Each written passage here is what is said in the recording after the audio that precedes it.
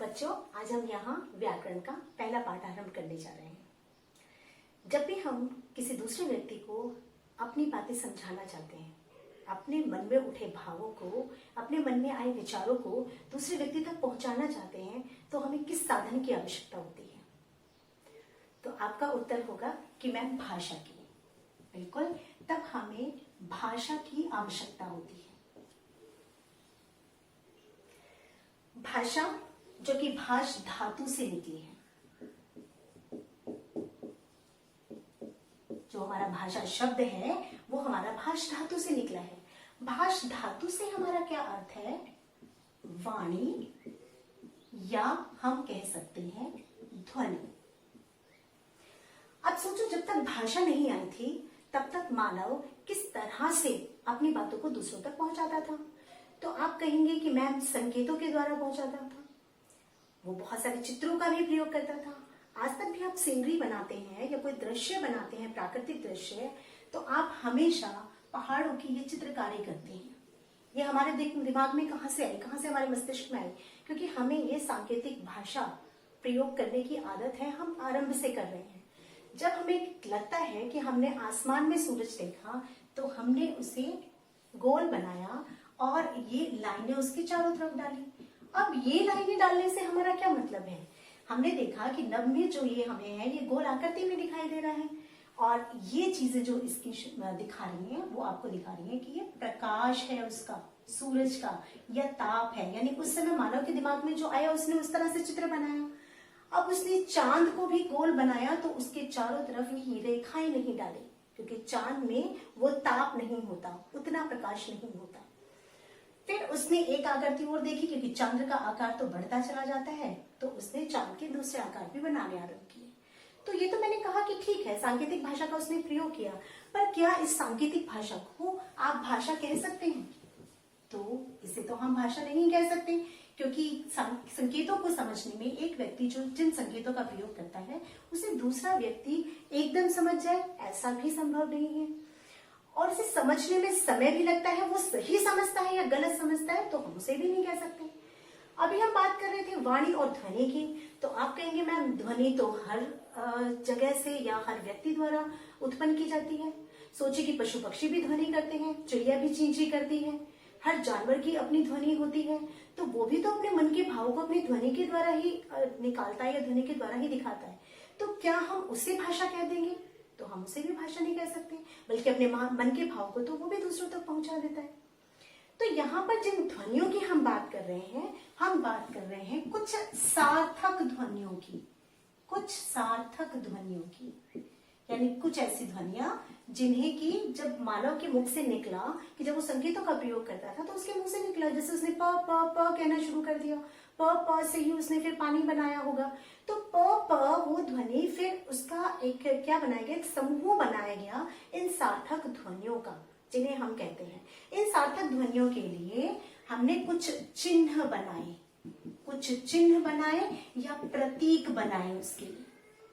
तो वो जो चिन्ह और प्रतीक हैं उसी को हम लिपि कहते हैं। लेकिन लिपि के विषय में अभी हम आगे बात करेंगे कि लिपि और ज्यादा अच्छे से समझेंगे कि होती क्या है। अभी हमने समझा कि भाष धातु से भाषा निकली है, जिससे हमारा मतलब होता है वाणी और ध्वनि। वाणी और ध्वनि में भी हर एक ध्वनि को हम भाषा नहीं कह सकते, जो कुछ सार्थक ध्वनियां होंगी उन्हीं को हम भाषा कह सकते हैं। तो अर्थात हम एक परिभाषा बना सकते हैं कि अपने मन के भाव या विचारों को कुछ सार्थक ध्वनियों का प्रयोग करके दूसरे व्यक्तियों को समझाना ही भाषा कहलाता है। चलिए अब बढ़ते हैं हम आगे। देखिए, भाषाएं तो हमारे देश में बहुत सारी हैं, जैसे आपने, लेकिन उनमें से 22 भाषाओं को पूरी तरह से मान्यता दे दी गई है हमारे संविधान द्वारा, और अगर विश्व भर में देखें तो अनगिनत भाषाएं हैं। और अब हम बात करते हैं कि भाषा के कितने रूप होते हैं। तो भाषा के 2 रूप हैं, जिसमें एक है मौखिक और एक रूप है आपका लिखित। तो मौखिक भाषा से हमारा क्या तात्पर्य है? मौखिक भाषा से हमारा तात्पर्य जिन वाणी या ध्वनियों की मैंने बात की, उन्हीं ध्वनियों को मौखिक रूप से प्रयोग करना अर्थात कथित रूप से प्रयोग करना, यानी कि जो भी हम दूसरों को कहते हैं वो व्यक्ति उसे सुनता है, समझता है और उन्हीं संदेशों को आगे पहुंचा देता है। ठीक है, सोचिए कि आपकी अध्यापिका ने आपको कक्षा में कोई संदेश दिया कि हम कल पिकनिक पर जाएंगे और आपको अपने माता पिता से अनुमति लेकर आना है। तो वो बच्चा जब घर जाएगा, वो उसने पहले मैम की बात को सुना, उसे समझा और फिर वही संदेश वो अपने माता पिता को आगे दे देगा। लेकिन मौखिक भाषा क्या होती है कि वो कई बार हम ज्यों की त्यों दूसरों तक नहीं पहुंचा पाते, क्योंकि जब हम दूसरों को कहते हैं तो उसमें हमारे अपने शब्दों का भी समावेश हो जाता है, उसका रूप परिवर्तित हो जाता है। दूसरी बात मौखिक भाषा में क्या है कि ये बहुत अधिक समय तक सुरक्षित नहीं रखी जा सकती, यानी कि कुछ समय पश्चात आप इसे भूल जाते हैं या आपको पूरी तरह से उसी तरह याद नहीं रह पाती जैसे होती है। तो ये हो गया आपका भाषा का मौखिक रूप। देखिए, सबसे ज्यादा प्रचलन में भाषा का मौखिक रूप ही रहा है। आजकल एक क्वेश्चन बार बार एक प्रश्न पूछा जाता है आपकी प्रतियोगी परीक्षाओं में और बच्चे उसमें बहुत ज्यादा कंफ्यूज हो जाते हैं। क्या प्रश्न आता है कि हमारी जो मौखिक भाषा है उसकी सबसे छोटी इकाई क्या है। अब आप हमेशा भाषा की सबसे छोटी इकाई पढ़ते हो और आप एकदम से कह देते हैं वर्ण, लेकिन यहाँ पर एक चीज और उन्होंने डाली कि मौखिक भाषा की इकाई क्या है। और अभी मैं आपसे बात कर रही थी ध्वनि की, तो जो मौखिक भाषा की सबसे छोटी इकाई है वो ध्वनि होती है, क्योंकि सबसे पहले मनुष्य ने ध्वनि निकालना सीखा था। तो मौखिक भाषा तो वहीं से है और मौखिक भाषा का सबसे ज्यादा प्रयोग होता है। अब सोचो, आप आपस में एक दूसरे के साथ वार्तालाप करते हैं, अगर आप रेडियो पर या टीवी पर समाचार सुनते हैं, आप गाने गाते हैं या आप भाषण देते हैं किसी को, तो सब में मौखिक भाषा का ही प्रयोग होता है। लेकिन मौखिक भाषा को भी संरक्षित करने का प्रश्न हमारे सामने उठा, क्योंकि ऐसे हम पहले भी अगर देखें कि बहुत चीजें ऐसी थी, जैसे प्रागैतिहासिक काल था, उसके अभी तक भी प्रमाण हमारे पास पूरी तरह से नहीं है, क्योंकि उस समय व्यक्ति कैसे जीता था, कैसे अपना जीवन निर्वाह करता था, उसके लिखित प्रमाण ही नहीं है। तो मौखिक रूप से जिसने जैसा कहा उसे उस रूप में लिख दिया गया। अब आती जब हमें जरूरत महसूस हुई, तभी मैंने कहा था कि जो वाणी और ध्वनि थी उसके लिए कुछ हमने चिन्ह और प्रतीक बनाना आरंभ किया, यानी जो ध्वनियां हमारे मुंह से निकलती उसमें से वो ध्वनियां हम उसके लिए कोई आकृति दे देते। मान लीजिए कि पहले मनुष्य ने बोला अ और उसने उस अ को ये कह दिया कि ठीक है भाई हम अ को ऐसे बनाएंगे, उसके मुंह से निकला क, तो उसने उसको भी एक आकृति दे दी। तो वो आकृति किसी ने दी और वो आकृति बनते बनते आपकी पूरी वर्णमाला तैयार हुई। हम दूसरे चैप्टर में इसे करेंगे। तो यानी कि ये थी ध्वनियां जो बनती चली गई, जुड़ती चली गई, उसे एक समूह प्रदान कर दिया गया, जिसे मैंने कहा सार्थक ध्वनियों का समूह। तो इस तरह से आपकी मौखिक भाषा को लिखित रूप देने का प्रयास किया गया। अब सोचिए कि मैंने कहा था कि मैम ने कोई संदेश दिया था, अपने घर तक पहुंचाया, लेकिन वहीं पर अगर आपके टीचर ने, आपके अध्यापिका ने आपसे कहा कि आज वर्षा ऋतु पर आपको निबंध लिखना है, आप घर जाएंगे, अपनी नोटबुक उठाएंगे, उसमें वर्षा ऋतु पर निबंध लिखेंगे और कल उन्हें चेकिंग के लिए दे देंगे। तो वहां क्या हुआ, जो आपके मन के विचार थे, जो आप कहना चाहते थे, वो आपने अपनी नोटबुक में लिख दिए। यानी कि आपके जो विचार थे वो लिखित रूप में आपके मैम तक पहुंच गए। लेकिन हाँ, इसमें एक चीज होती है कि ये ज्यों के त्यों दूसरों तक पहुंचते हैं, इसमें परिवर्तन नहीं होता। उस बच्चे ने जो भी अपने मन के विचार उसमें लिखे होंगे, उसकी टीचर तक वही विचार पहुंचे होंगे। यानी यहाँ पर हो गया है कि भाषा की लिखित रूप से हमें क्या फायदा हुआ कि हमने जो भी सोचा, समझा या जो सुना या जो मौखिक रूप से हमने पढ़ा, उसे हम लिख कर रखने लगे और ये लिखित रूप बहुत समय तक सुरक्षित करके रखा जा सकता है। इसीलिए तो आज इतना बड़ा इतिहास आप पढ़ रहे हो, जैसे हिस्ट्री पढ़ते हुए आपको डर लगता है, उसी तरह से आप हिंदी का इतिहास क्या, आप बहुत सारी चीजें संरक्षित की गई हैं, हमारे वेद हैं, पुराण हैं या बहुत सारी कहानियां हैं, उन्हें आप इसीलिए तो समझ पा रहे हो क्योंकि अब उनके लिखित प्रमाण हमारे पास हैं। तो लिखित भाषा को हम सिर्फ हफ्तों, महीनों, वर्षों नहीं, सदियों तक सुरक्षित करके रख सकते हैं। इसीलिए हमें भाषा के लिखित रूप की आवश्यकता पड़ी। तो ये सिर्फ एक भाषा के लिए नहीं, सभी भाषाओं को इसके लिए जरूरत हुई और इसलिए जो ध्वनियां थी वो सभी भाषाओं के लिए अलग अलग है। हर एक भाषा ने अपनी अलग अलग ध्वनियां बनाई हैं। फिर हम बात करते हैं कि सांकेतिक भाषा को कैसे छोड़ दिया हमने। नहीं, सांकेतिक भाषा को भी हम नहीं छोड़ते हैं, क्योंकि सांकेतिक भाषा का प्रयोग तो हम मौखिक भाषा के साथ भी करते हैं। दूसरी बात देखिए, जो मूक और बधिर व्यक्ति है वो तो सांकेतिक भाषा के प्रयोग के द्वारा ही अपने संदेशों को दूसरों तक पहुंचा सकते हैं। तो सांकेतिक भाषा को हम रूप में नहीं लेते, क्योंकि हिंदी की ये दो ही रूप है जिनका सबसे ज्यादा प्रचलन है। हम क्या करते हैं, अगर हमें भाषा के प्रकार पूछे जाते हैं, ध्यान रखिएगा बच्चों, अगर हमसे भाषा के प्रकार पूछे जाते हैं तो भाषा का प्रकार मौखिक भी होता है, भाषा का एक प्रकार लिखित भी होता है और भाषा का एक प्रकार सांकेतिक भी होता है। यानी अगर हमसे भाषा के प्रकार पूछे जाते हैं तो हम बोलेंगे भाषा के 3 प्रकार होते हैं, लेकिन भाषा के रूप 2 ही होते हैं, जिसमें हमने कहा मौखिक और लिखित रूप। चलिए, तो ये तो मैंने की, अभी तक हम सिर्फ भाषा के बारे में बात कर रहे थे कि ठीक है भाषा क्या होती है, भाषा को कैसे पढ़ा जाता है, लेकिन यहाँ इस कक्षा में हमें पढ़ना क्या है, हमें हिंदी भाषा को पढ़ना है। हम इस कक्षा में पढ़ेंगे हिंदी भाषा को। तो जब हम बात करते हैं हिंदी भाषा की तो हमें इसके विषय में बहुत सारा ज्ञान होना चाहिए, जिसके बारे में आपसे प्रश्न भी पूछे जाते हैं। सबसे पहले हिंदी हमारी मातृभाषा है, सबसे पहले तो यही आ जाता है। फिर आता है कि जो हिंदी है वो हमारी राष्ट्रभाषा भी है।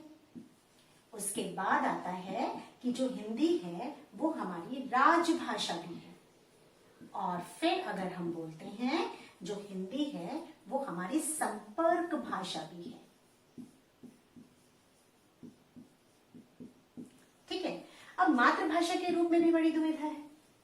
अब सोचिए कि एक बच्चा है जिसने पंजाबी परिवार में जन्म लिया या गुजराती या बंगाली परिवार में जन्म लिया, तो उसकी मातृभाषा तो हिंदी नहीं हो सकती। हो सकता है किसी गुजराती को हिंदी आती ही नहीं हो। तो हम ये नहीं कहते कि सबकी मातृभाषा हिंदी है, लेकिन यहाँ फिर भी आपकी पुस्तकों में या आपके अध्यापकों द्वारा बार बार आपको क्यों समझाया जाता है कि हिंदी ही हमारी मातृभाषा है, क्योंकि हिंदी अधिकांश लोगों के द्वारा बोली जाती है भारत में। यानी कि ज्यादा से ज्यादा लोग हिंदी भाषी परिवार के हैं, तो वो हिंदी भाषा को ही बोलते हैं, इसलिए हमारी मातृभाषा हिंदी लिखी जाती है। फिर आती है राष्ट्रभाषा। अब इसमें भी एक बहुत बड़ी दुविधा उत्पन्न होती है। बहुत सारे व्यक्ति होते हैं हमसे प्रमाण मांगते हैं कि कहाँ लिखा हुआ है कि हिंदी हमारी राष्ट्रभाषा है। बिल्कुल मानती हूं मैं भी कि हमारे संविधान में इसे अंकित नहीं किया गया कि हिंदी हमारी राष्ट्रभाषा है, लेकिन उसमें एक बात की गई है कि उसे जनभाषा के रूप में स्वीकार किया गया है। अब देखिए, जो मैंने मातृभाषा में आपको बताया उसे समझिए। जन का मतलब होता है जनता, अर्थात लोगों के द्वारा। तो ऐसी भाषा जो अधिकतर लोगों के द्वारा या ज्यादा से ज्यादा लोगों के द्वारा बोली जाती है, उसी को वही हमारी राष्ट्रभाषा बन जाती है। क्योंकि कोई भी देश जिसमें जिस भाषा को सबसे ज्यादा प्रयोग किया जाता है सुनने में, समझने में, पढ़ने में, लिखने में, वही राष्ट्र की भाषा कहलाती है। तो इसलिए हिंदी को राष्ट्रभाषा कहा जाता है। तो अगर आपसे अब कोई प्रश्न करता है या आपसे इस चीज का प्रमाण मांगता है तो आप कह सकते हैं कि जन भाषा लिखने से तात्पर्य ही ये था कि हिंदी ही हमारी राष्ट्रभाषा है। फिर आता है राजभाषा। तो जब हम राजभाषा की बात करते हैं, राजभाषा से हमारा तात्पर्य होता है एक ऐसी भाषा जिसका प्रयोग हम अपने सरकारी कार्यों में करते हैं। यानी कि जो भी राजकाज का कार्य होता है, जो भी गवर्नमेंट होगी, जो भी सरकार होगी, उस समय उसके जो भी कार्य होंगे, हो सकता है कि जो आप कह सकते हैं कि पत्र व्यवहार करते हैं या आप तक जितने भी आदेश उनकी तरफ से आते हैं वो सिर्फ हिंदी में होते हैं। इसीलिए हिंदी को हम राजभाषा के रूप में स्वीकार करते हैं। इसमें ये कंफ्यूज मत होइए कि उस राज्य में बोली जाएगी तो वो राजभाषा होगी।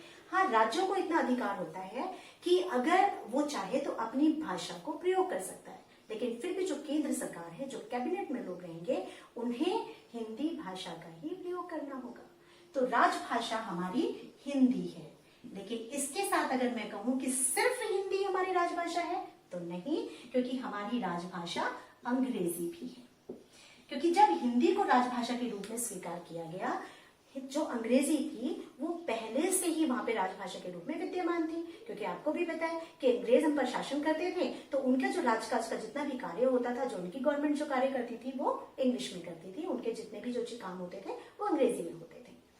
तो अंग्रेजी पहले से ही हमारी ऑफिशियल लैंग्वेज यानी कि राजभाषा थी। लेकिन हिंदी को 14 सितंबर जब हम आजाद हो चुके थे और हमें अपना संविधान बना लिया था, तो 14 सितंबर 1949 को, ठीक है, अपनी आजादी के बाद हमें अपना कॉन्स्टिट्यूशन आगे जब बढ़ाना था, अपने संविधान को आगे बढ़ाना था, तो हमने बहुत सारी चीजों को अपने देश के लिए स्वीकारा था।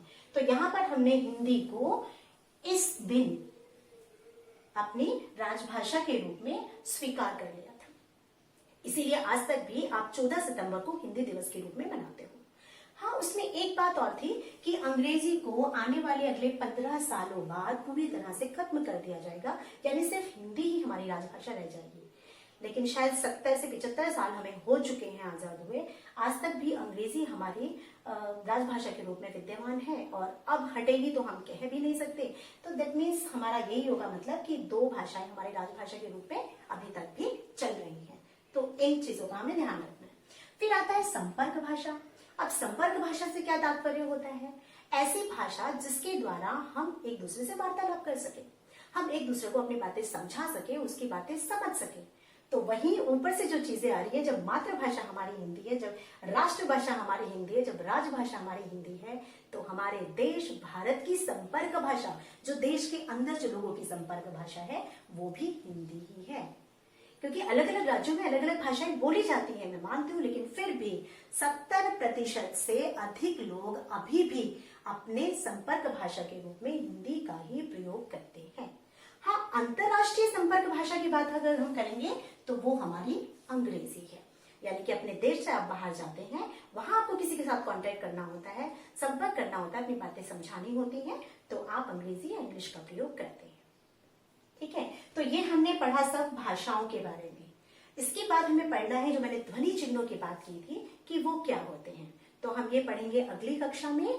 और साथ साथ उसमें एक चीज आप हमेशा से पढ़ते हो, वर्ण और अक्षर। अभी तक आपने देखा होगा कि हर टीचर, क्या मैंने भी अपने बच्चों को समझाया है, और क्यों? क्योंकि अभी तक उस अंतर को आप समझ नहीं पाते कि वर्ण या अक्षर एक ही होते हैं, लेकिन उसमें थोड़ा सा अंतर होता है। वो क्या अंतर होता है, उस अंतर को हम समझेंगे अपनी अगली कक्षा में।